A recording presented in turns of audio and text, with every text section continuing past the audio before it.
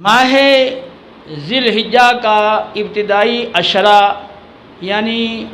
ماہ ذی الحجہ کے پہلے 10 دن یہ بڑی ہی فضیلت کے حامل ہیں۔ قرآن پاک میں اللہ رب العالمین جل جلالہ کا سورہ فجر میں ارشاد ہے والفجر ولیال عشر والشفع والوتر واللیل اذا یسر هل فی ذلک قسم لذی حجر۔ صبح و صادق کی قسم اور 10 راتوں کی قسم، طاق کی اور جفت کی قسم اور رات کی قسم جب وہ رخصت ہونے لگے۔ ضرور ان چیزوں میں اور ان اوقات میں عقل والے کے لیے قیامت کے قائم ہونے پر بہت بڑی شہادت ہے، عظیم شہادت ہے اور عظیم قسم ہے۔ مستدرک اور مسند احمد میں جابر بن عبداللہ رضی اللہ تعالیٰ عنہ سے مرفوعاً مروی ہے، یعنی رسول اللہ صلی اللہ علیہ وسلم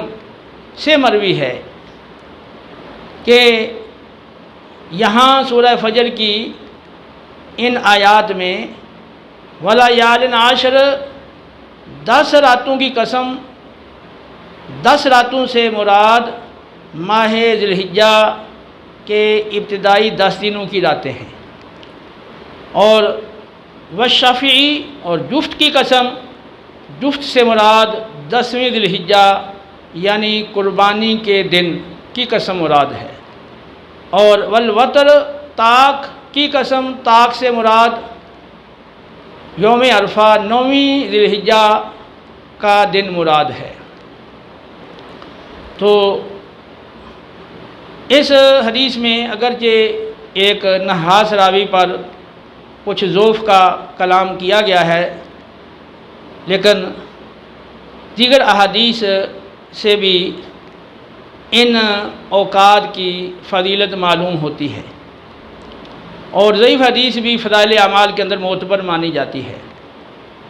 تو معلوم ہوا کہ ماہ ذی الحجہ کی ابتدائی 10 راتیں اور 9ویں ذی الحجہ یعنی عرفہ کا دن اور 10ویں ذی الحجہ یعنی قربانی کا دن یہ بڑی فضیلت والے اوقات ہیں، اور ان میں عبادت کرنا اللہ رب العالمین کو بڑی محبوب اور پسندیدہ ہے۔ چنانچہ صحیح مسلم، ابو داؤد، نسائی، مسند احمد کی روایت ہے، ابن عباس رضی اللہ تعالیٰ عنہ راوی ہیں، رسول اللہ صلی اللہ تعالیٰ علیہ وسلم نے ارشاد فرمایا کہ ماہ ذی الحجہ کے ابتدائی 10 دنوں میں اللہ رب العالمین کو نیک عمل اس قدر زیادہ محبوب اور پیارا ہے کہ ذی الحجہ کے ابتدائی 10 دنوں کے علاوہ اور کسی دن میں نیک عمل اتنا زیادہ محبوب اور پیارا نہیں ہے۔ صحابہ نے کیا یا رسول اللہ صلی اللہ علیہ وسلم، کیا جہاد کے مقابلے میں بھی ان ابتدائی 10 دنوں میں کوئی نیک عمل اللہ کو زیادہ پیارا اور محبوب ہے؟ تو آپ صلی اللہ علیہ وسلم نے فرمایا ہاں، جہاد کے مقابلے میں بھی نیک عمل ماہ ذی الحجہ کے ابتدائی 10 دنوں میں اللہ کے ہاں زیادہ پیارا اور محبوب ہے، سوائے اس شخص کے جو اپنی جان اور مال کے ساتھ اللہ کی راہ میں نکلا اور نہ جان لے کر واپس لوٹا نہ مال لے کر واپس لوٹا، یعنی اس نے جان بھی اللہ کی راہ میں دے دی اور مال بھی اللہ کی راہ میں صرف کر دیا۔ تو یہ مجاہد فی سبیل اللہ مستثنیٰ ہے، اور اس جہاد کرنے والے شخص کے علاوہ باقی جتنے بھی لوگ نیک عمل کرنے والے ہیں ان کے نیک اعمال کے مقابلے میں ماہ ذی الحجہ کے ابتدائی 10 دنوں میں جو نیک عمل کیا جائے وہ اللہ کو زیادہ پیارا اور زیادہ محبوب پسندیدہ ہے۔ اسی طرح ماہ ذی الحجہ کے ابتدائی 10 دنوں کی فضیلت کے بارے میں ایک اور روایت مروی ہے۔ چنانچہ ترمذی اور مسند احمد میں یہ روایت ہے، رسول اللہ صلی اللہ تعالیٰ علیہ وسلم نے ارشاد فرمایا، ماہ ذی الحجہ کے ابتدائی 10 دنوں میں سے ہر دن کے اندر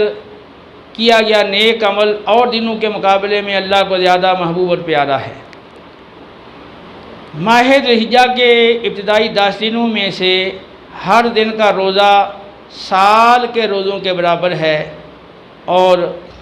ہر رات کا قیام وہ لیلۃ القدر کے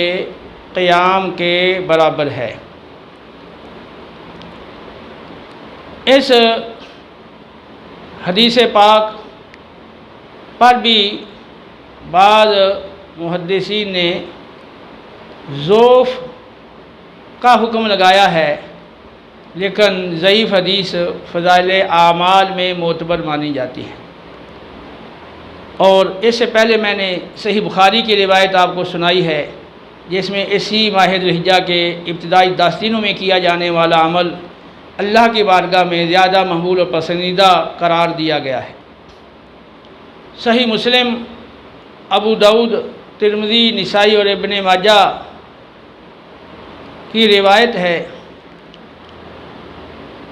رسول اللہ صلی اللہ تعالیٰ علیہ وسلم نے ارشاد فرمایا، مجھے اللہ رب العالمین کی بارگاہ سے امید ہے کہ 9ویں ذی الحجہ یعنی یوم عرفہ کا روزہ ایک پچھلے سال اور ایک آئندہ سال کے گناہوں کا کفارہ ہے۔ معلوم ہوا کہ 9ویں ذی الحجہ کا روزہ وہ اس قدر فضیلت کا حامل ہے کہ اس کی برکت سے اللہ تعالیٰ 2 سالوں کے گناہ معاف فرما دیتا ہے۔ لیکن یاد رہے کہ ابو داؤد کی ایک روایت میں مروی ہے کہ آپ صلی اللہ علیہ وسلم نے عرفہ کا دن میدان عرفات میں خاص حاجیوں کو روزہ رکھنے سے منع کیا، اور دیگر معتبر احادیث میں رسول اللہ صلی اللہ علیہ وسلم کا جو اپنا عمل مروی ہے وہ یہی ہے کہ آپ صلی اللہ علیہ وسلم نے دوران حج عرفہ کے دن میدان عرفات میں روزہ نہیں رکھا۔ باقاعدہ صحابہ کرام علیہ رضوان نے آپ صلی اللہ علیہ وسلم کے روزہ رکھنے نہ رکھنے سے متعلق جستجو کی، تو پھر انہوں نے نبی کریم صلی اللہ علیہ وسلم کے اس عمل سے آگاہی پا لی کہ آپ صلی اللہ علیہ وسلم نے 9ویں ذی الحجہ کو میدان عرفات میں بحالت احرام روزہ نہیں رکھا۔ لہذا جو حجاج کرام ہیں وہ 9ویں ذی الحجہ کو میدان عرفات میں روزہ نہ رکھیں، کیونکہ ان کے لیے زیادہ محبوب اور پسندیدہ عمل وہ یہی ہے کہ وہ